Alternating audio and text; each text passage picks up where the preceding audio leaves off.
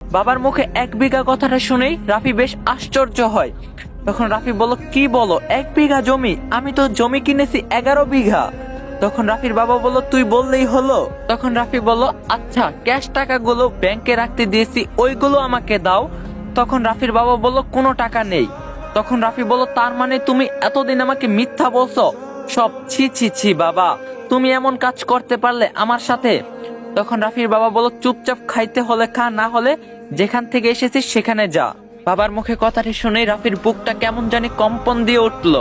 তখন রাফি বলল, বাহ বাবা বাহ, তুমি কত সুন্দর করে কথা বলতে পারো, আমি ভাবতে পারি নাই তুমি এতটা ছলনাময়ী। এই কথা শুনে রিয়া বলল, হাসিব, তোমার বাবাকে একটা মানুষ অপমান করতেছে আর তুমি মুখ বুজে সহ্য করতেছো, কেমন ছেলে তুমি? তখন রাফি বলল, এই চুপ কর তুই, একটা মানুষ কি রে? তখন রিয়া বলল, কি ভাবছিস তোর এই ধমকে আমি ভয় পাবো আর চুপ করে থাকবো? তখন রাফি বলল, হাসিব ওকে চুপ থাকতে বল, না হলে কখন যে থাপ্পড় দিব নিজেই জানি না। তখন হাসিব বলল, আমার বউ তো মিথ্যা কিছু বলতাছে না, সত্যিই তো তুই বাবাকে অপমান করতাছিস, আবার বড় বড় কথাও বলতাছিস। তখন রাফি বল, ওহ বাবা, তোমাকে শেষবারের মতো একটি কথা বলি, তুমি কি আমার কষ্টের টাকা পয়সাগুলো ফিরিয়ে দিবে প্লিজ? আমি নতুন করে বাঁচতে চাই। তখন রাফির বাবা বলল, কোনো টাকা নেই। তখন রাফি বলল, মা তুমি তো কিছু বলো বাবাকে।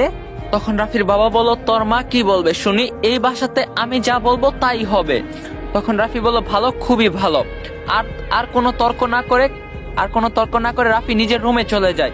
খাওয়া দাওয়া না করেই রুমে এসে ভাবতে থাকে, সত্যিই তো পুতুল মিথ্যা কিছু বলে নাই, আমার পরিবারের লোকেরা ভীষণ খারাপ। এমন সময় রাফি লক্ষ্য করে রিয়া তার রুমে এসেছে। এটা দেখে রাফি জিজ্ঞাসা করে, তুই এই রুমে কি করিস? তখন রিয়া বলল, তুই এখান থেকে চলে যা, আমাদের সুখে থাকতে দে প্লিজ।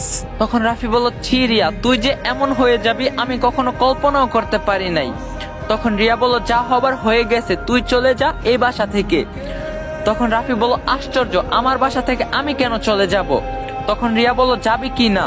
তখন রাফি বলল, যাব না, দেখি তুই কি করতে পারিস। তখন রিয়া বলল, ঠিক আছে, দেখ আমি কি করতে পারি আর না করতে পারি। এই কথাটি বলে রিয়া দরজাটা লাগিয়ে দেয় সাথে সাথে। তখন রাফি বলল, এই দরজা লাগিয়ে দিচ্ছিস কেন? দরজা লাগিয়ে দিয়ে রিয়া এমন একটি কাহিনী ঘটিয়ে ফেলে যার জন্য রাফি মোটেও